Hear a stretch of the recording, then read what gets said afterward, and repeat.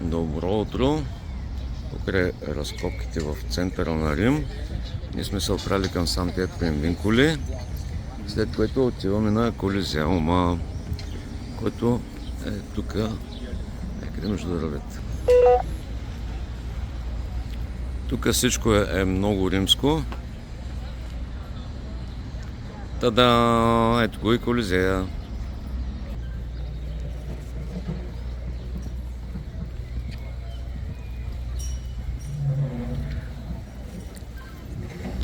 Ще е подготовка за края на Джиро д'Италия. И навигацията се шашка, защото няма как да пресечем от другата страна.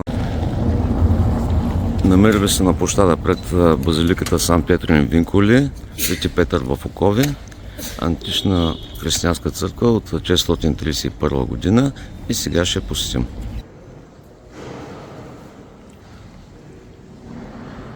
Базиликата е в етап на реставрация, известна със своите дорийски колони и статуята на Моисей. След малко ще ви покажа. Построен е буквално за да запази оковите на Петър, които легендата гласи, че след като са донесени от императрица Евдокия, която подарява тези вериги на папа в първи, той ги доброжава до другите окови на светеца от затвора Мамартин в Рим.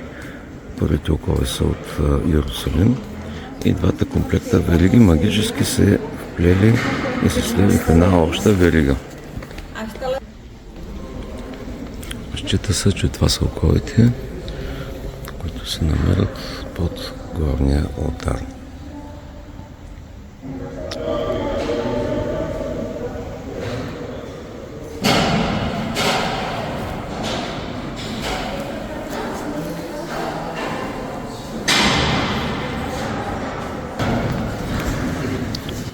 От дясната страна на олтара е гробницата на Юлий II с известната статуя на Микеланджело Моисей, като 1515 година е направена.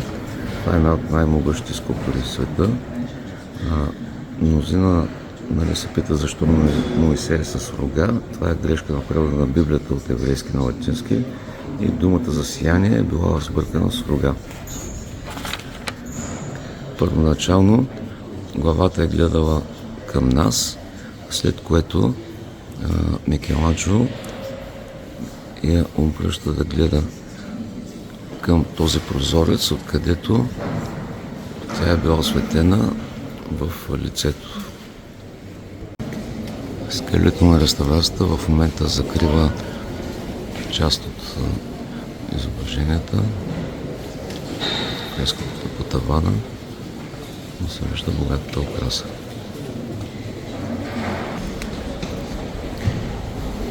Пред олтара има две римски колони. Ето ги. Останалите колони на храма са дорийски гръцки стил.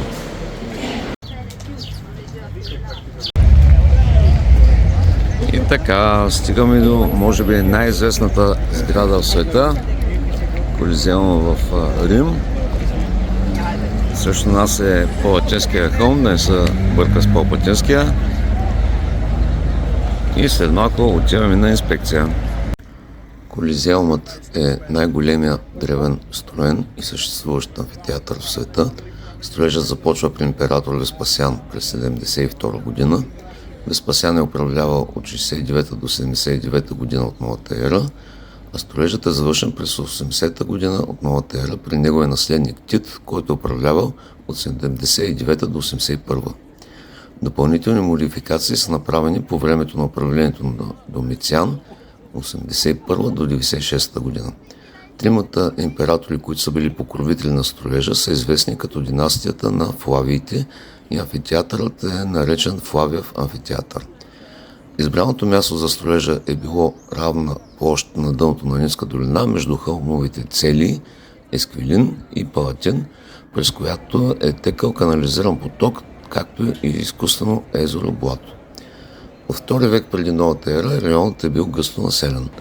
Той е опустошен от големия пожар в Рим през 64 година, след което Нерон завзема голяма част от района, за да го добави към личните си владения.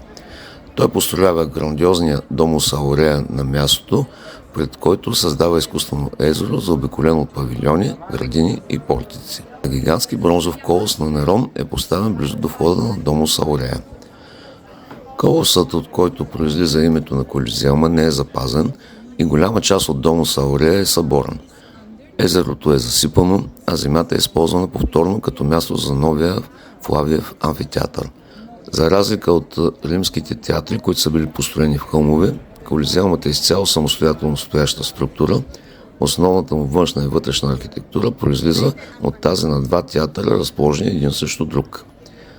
Той е елиптичен в план и е дълъг 189 метра и широк 156 метра с основна площ от 24 000 квадратни метра. Височината на външната стена е 48 метра. Първоначалният периметър е бил 545 метра. Централната арена е елипса с дължина 87 метра, ширина 55, заобиколена от стена с височина 5 метра, над която се издигат редове с места за сядане. Смята се, че външната стена е изисквала над 100 000 кубически метра блокове тревертинов камък, не е използван хоросан. Блоковете са били закрепени с помощта на 300 тона железни скоби. Въпреки това, външната стена е претърпяла значителни щети през вековете, като големи сегменти са се срутили след земетресения. Северната страна на периметърната стена все още стои. Останалата част от днешната външна част на Колизеума всъщност е оригиналната вътрешна стена. 240 мачтови конзоли са били разположени около горната част на Колизеума. Първоначално те са поддържали прибираща се тента, известна като велариум, покриваща 2/3 от арената и спускаща се надолу към центъра, за да улавя вятъра и да осигурява бриз за публиката. С огромния си капацитет било е важно място да бъде запълнено или евакуирано бързо. Амфитеатърът е бил ограден от 80 входа на нивото на земята, 76 от които са били използвани от обикновени зрители. Всеки вход и изход са били номерирани, както и всяко стълбище.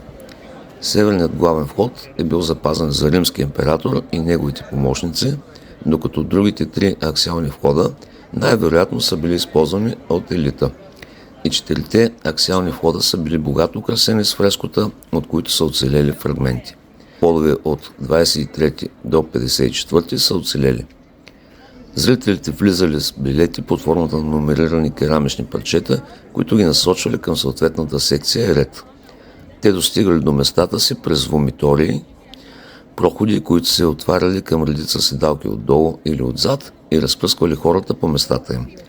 След края на събитието или при спешна евакуация, те може да осигурят излизането само за няколко минути. И интересен факт, вомиторий произлиза от латинската дума за бързо изхвърляне, от която в английският произлиза думата вомит, повръщане. Влизаме на Палатинския хълм, гледка от вход номер 3. Вход номер 2, където е Колизеума, е много пренаселен. От тук е по-спокойно. И сега ще разгледаме.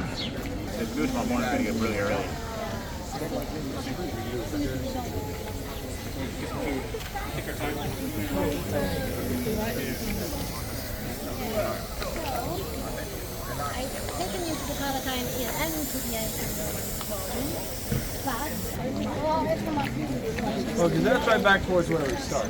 Go this way. Храм на Антонио и Фаустина.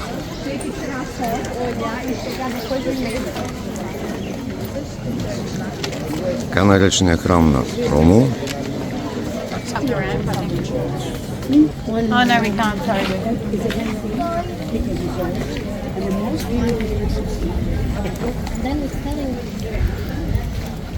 Започваме изкачване към Палатинския хълм.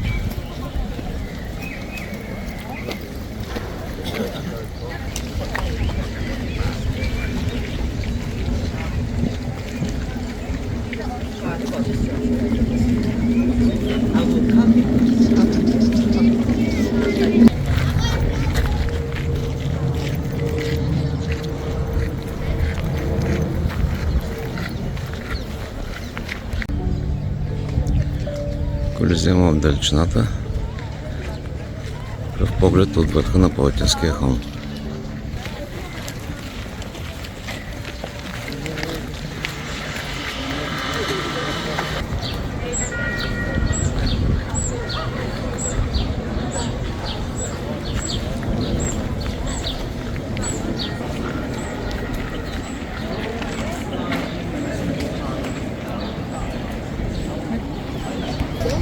Não, pai.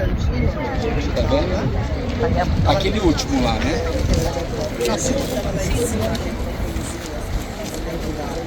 Sim.